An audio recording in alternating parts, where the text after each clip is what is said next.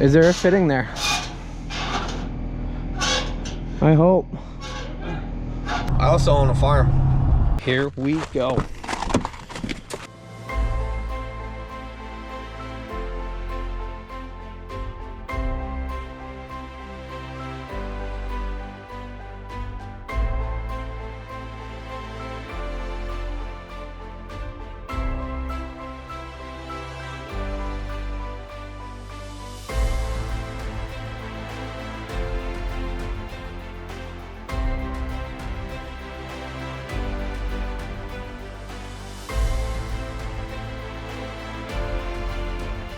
You're now watching the 2024 season of Farming with Duffy Ag.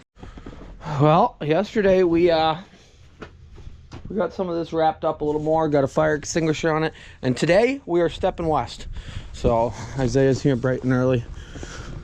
Both of us have things to get today and tomorrow. Very excited. I'm excited for you. So, alrighty, we are on the move. A little top off action, 349 here at Betty Beaver. We got some Digert's chocolate milk. It's 23 degrees out. Yeah, pig's water was frozen, but one stop, that is priority. So with harvest season here and lack of sleep, lack of really good dietary, as we saw from our road trips, our eating habits, our daily health habits are not always the best, but we're trying to get better with it. And that's where product that we got the opportunity to work with and try out, and I'm a huge fan of it. AG1 has become part of my daily routine to conquer the day. What is AG1? I'm curious too, so I had to do a little bit of digging. AG1 is a product that supplies 75 vitamins and minerals to your daily routine in an easy 8 to 12 ounce serving. As most have realized, our dietary habits have been less than recommended, and AG1 has turned a lot of that around. AG1 has helped increase my energy throughout the day while lowering my stress, which allows me to have a clearer mind. And we got the single-use pouch for road trips or if you're away from anything. So daily use, put a little bit of water in there, 12 ounces. Give yourself a scoop, fill it all the way up, and give it the shake. So easy, convenient, been really helping out. So especially during harvest time when we are flat out working, and it tastes really good actually. So if you haven't tried it, I'd recommend it.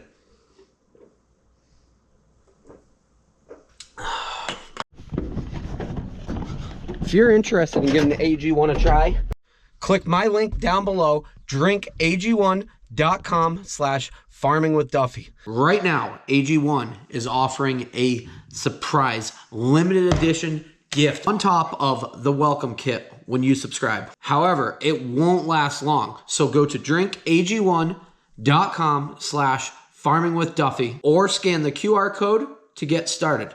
Thanks AG1 for sponsoring today's video. Hot damn, what a sunrise today. We might even see the sunset later, dude. Pretty sure you'll see Syracuse. Yeah, Syracuse. What a great place. Well, we dropped Yanko off. He's gonna party it up. Yeah, doing things and stuff. Window was open. We got some home cooked meals. The golden arches, right? Home cooking. Oh, now we can point it west. Rolling along through grape country. Seems like every year there's more and more of them. Guess that's a better market than row cropping. Should probably grow grapes. I know it takes the right climate, but a lot of grapes. Well, lunch break. If you know, then you know. We're at Culver's. Not gonna go wrong. Alrighty, we are almost to stop number 1, right? Yeah, almost. So Lancaster, I think I say it wrong for this area. I think they call it Lancaster or something. Lancaster. I don't know. When we stop to the next stop, Brian's gonna give us the proper terminology for this area. Just editing video for you guys cruising down the road. This is what it takes. I got my chauffeur. I should have got you a hat. Yeah. Oh, different hats. Like a chauffeur hat. Oh, what do we got here? Oh, all sorts of goodies.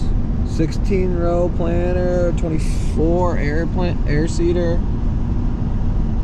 Yeah, very nice. They're washing machines right now. Ag Pro. Harvest around here is pretty much done from what I've learned, but as our next stop, he's gonna give us a little rundown of how this year went for them. Super liner and an RB.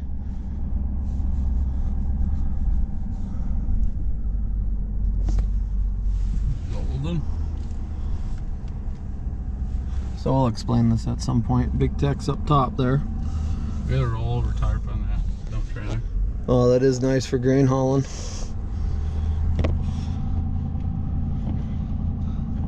Dude, you guys are like twinning. Yeah. Oh, we are at Beaver Ridge trailer sales, and he's got some cool stuff here. I figured I'd walk over here. So this has got a V8 in it. He's got 3 trucks with V8s in them. So pretty wild, but I figured, oh, as he says, you get bit by it and you run with them, and it's so much cooler. Well, I like that. Someday we'll upgrade. Well, I'll give you the rundown. So, as you know, Isaiah bought a excavator, and he was looking for a dual axle trailer. And it just so happens that I was sitting watching an auction yesterday, and this was in it. And well, now he has a 35-foot dovetail Big Tex. How is it? What do you think? Good to go. So this is all part of the plan of the pieces of the puzzle going together. But we're gonna get down the road now. I love coming to Ohio. Like, look at that spread. Yeah, there's power lines out through there and whatnot, but there's some farm country in Ohio. Every time we come out here, we see some neat stuff, and honestly, tomorrow we're gonna see some neat stuff. But we are going to the next stop to put something on this trailer. So it is all working out. But yeah, 2016, 34,000 GVW, I think, right? Yeah. Is that how that works out? Yeah. It was like 33 and some change or something like that. 35-foot dovetail. Pretty much the Cadillac. Good thing you're getting into hot shodding. This is the trailer to have. Look at that. I'd cut that one tree down though. Sentimental. This is sentimental. Or that one right there. Or that. Oh, there's a creek that goes through it. Never mind. That's why. Destination is on the right. We made it. Second stop of the day. Don't forget, dude, you got a big trailer behind you now. We've been here before, so it's getting a little dark out here. But we are in South Saloon. Saloon? Is that what it's in? Oh, Ohio. Brock Farms.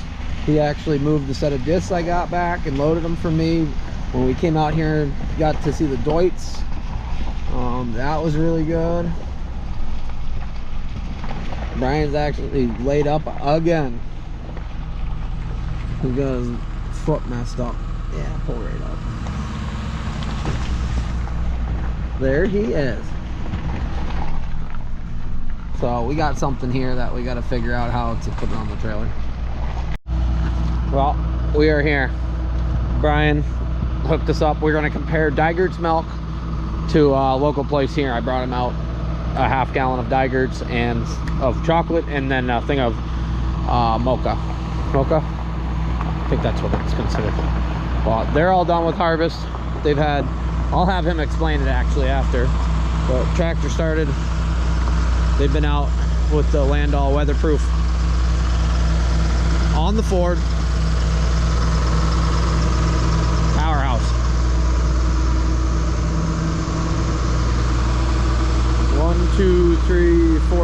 5, 6, 7, 8 shank.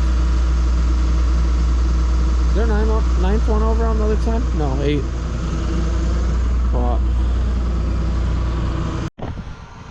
Well, we have one auger. We actually might have more, but yeah, we got to figure out how to put a 61-foot auger on a 35-foot trailer. Nothing fancy, was really cheap, like really cheap. Bought some hydraulic lines and we'll see if it actually works. Yeah, I gotta figure this out. Okay, so as Brian pointed out, probably gonna need some hydraulic lines, which we're pretty good at doing hydraulic lines now. We're out here in the dark, so you get what you get for some of this visual, but he towed it back from the place I got it at. We spent a couple $100 on this, and honestly, I said if it's complete crap, you can scrap it, but if it's good, I'm gonna come get it. So it needs some tires if it was going to go down the road, but we don't plan on that. Some of this will make sense to some of you guys tomorrow. Well, it will make a lot more sense tomorrow. But the pan, they welded in the bottom. The flighting's not perfect in some spots, but it will do. I don't know what the main auger actually looks like, but swing out. Could get a cheap hopper bottom now and load things out and stuff like that, but 61-foot 8-inch auger, Mayrath. So we think we're gonna split it right here in the middle, so that will be, I don't think that's about 30 foot, but that auger could then sit down on the deck. So we got to take the end bearing off up at the top. I'm probably gonna break every one of those bolts we brought, grinder and stuff like that. We'll take that off, slide it forward, probably take the cable off, and then this will go onto the truck, take the wheels off, or on the trailer, take the wheels off, set it down, and then reassemble when we get home. So if this makes it a little bit, it will be cool. Like I said, we didn't spend very much money on this, so.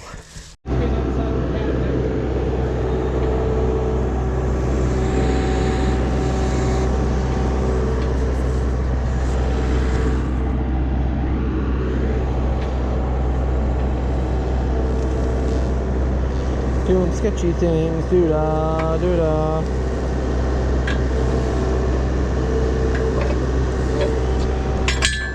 I got a bigger one back here for what it is. No, we got this one. Back up. There we go. Alrighty.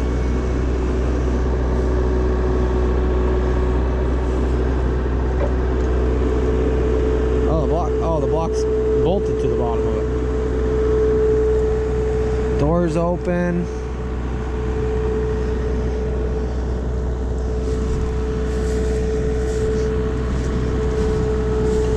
I didn't bring my spotlight one, that's my issue.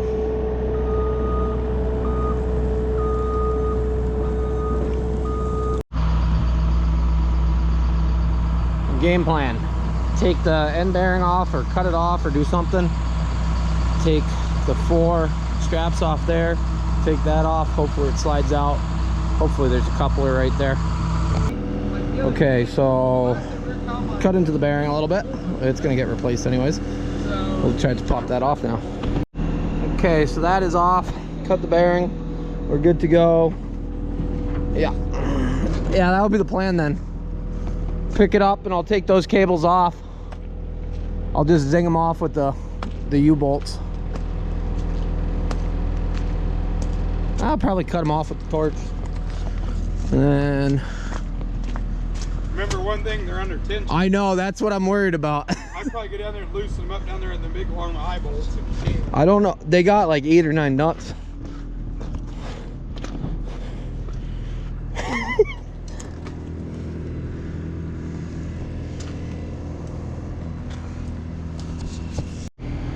Okay. Is there a fitting there? I hope. Yeah. Oop. Don't.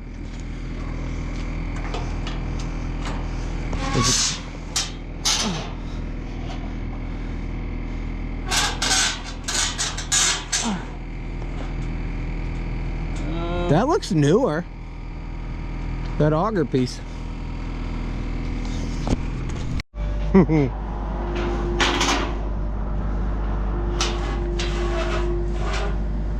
on, give us something.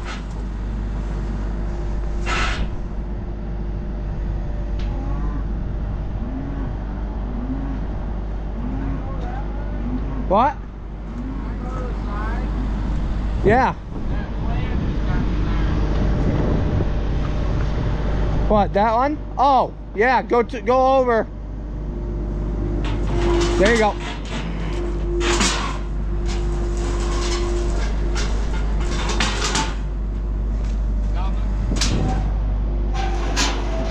Hey, hold on, right? Go over. Nothing at all?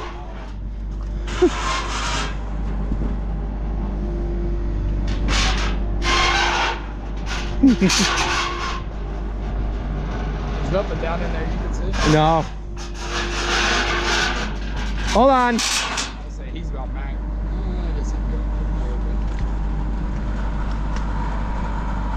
I can't see anything, but I don't want to bend this out. He's got his hydraulics hooked up, but he can clamp a little bit. Yeah. Just so it won't come down, you know?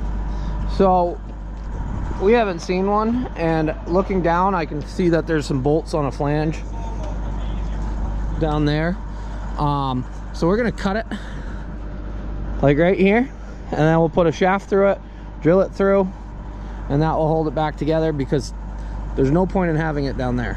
That's kind of wild, but we're gonna do some learning, I think, at the same time. So we were sliding it out thinking there's a coupling here, and clearly there's not.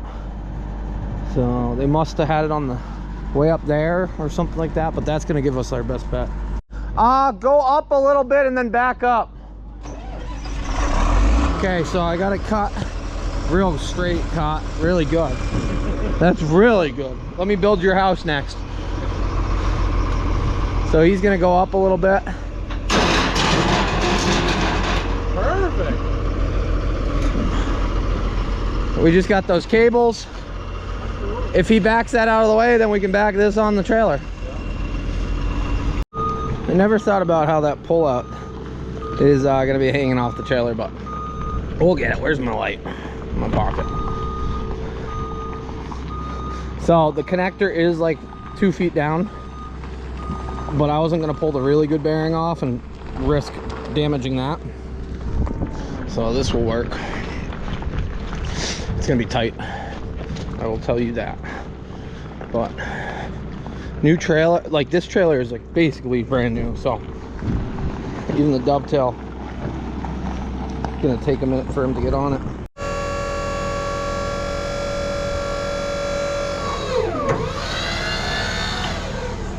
That's pretty slick. Yep.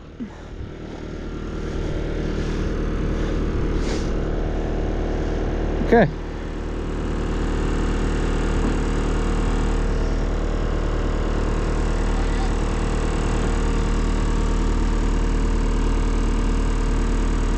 Yep, you're clear.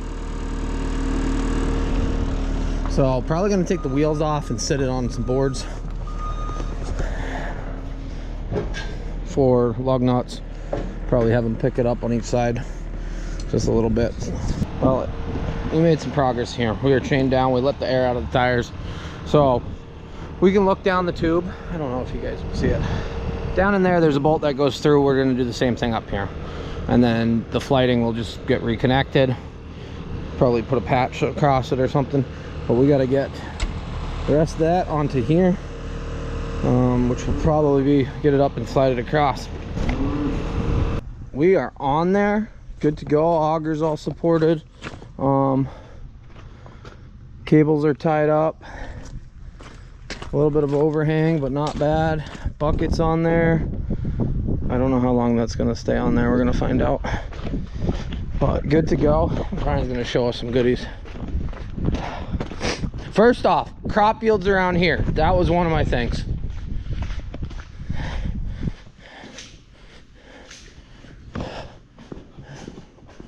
What were the crop yields? Well, it depends on where you do. Oh, am I gonna flip over in this? You will not flip over. So crop yields around here, depending on where you drove, I had anywhere from on corn was about 150 to 200, depending on, and that was just in this vicinity. You go to 2 miles in the back of our property back there was 150, and you go about 40 yards that way and it was 200. And you had neighbors that were 100. We had not quite neighbors, friends, more over towards Mount Sterling, which is on the far side of Madison County, right near Pickaway County, which was the worst. There was anywhere from 63 bushels an acre to 100 and some of the best over that way is about 140. Yep. And then all due to drought. All due to no water. Oh yeah, we're still 9 inches behind. Even after 7 inches of hurricane rain. I didn't get 7 inches here. I only got about 3 here. Did you? Okay. But yeah, we're still 9 inches behind. We got an inch today, a little over an inch today. So yeah, I mean, you guys will be working ground probably tomorrow. Yep. So. And then beans fared decent. I mean, there's guys over that way who were in the 30s.